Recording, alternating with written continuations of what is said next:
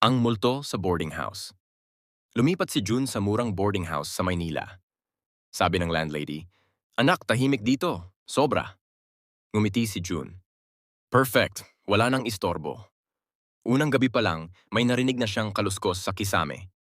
"Tako, tako, tak." "Daga lang to," sabi niya, kahit pawis na siya. Pagsapit ng 2:00 ng madaling araw, biglang may humahagulgol sa labas ng kwarto niya. "Hoo! Higbi!" Kinabukasan, tinanong niya ang katabing boarder.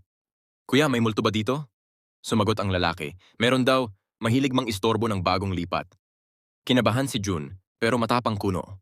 Gabi-gabi, pinapakinggan niya ang tunog. May iyak, may yabag, minsan parang may bumubulong. "Gutoom na ako." Isang gabi, naglakas loob si June. "Hoy, kung sino ka man, magpakita ka na!" Biglang bumukas ang pinto ng kusina. May puting anino na lumabas, mahaba ang buhok, namumugto ang mata. Napaatras si June. "Mamulto ka ba?" Sumagot ang anino. "Hindi. Border din." Biglang binuksan ang ilaw. Si Ate Nena naka-oversized na white t-shirt at gusot ang buhok. "Pasensya na ha," sabi niya. "Night shift ako.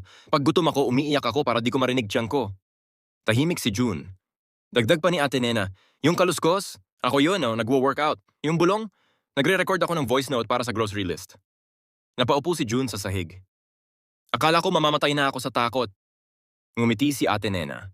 "Mas nakakatakot ang walang ulam, iho." Simula noon, hindi na natakot si June sa multo. Mas natakot na lang siya tuwing sinasabi ni Ate Nena, "June, ikaw na muna sa bigas ha. Sweldo pa sa Biyernes."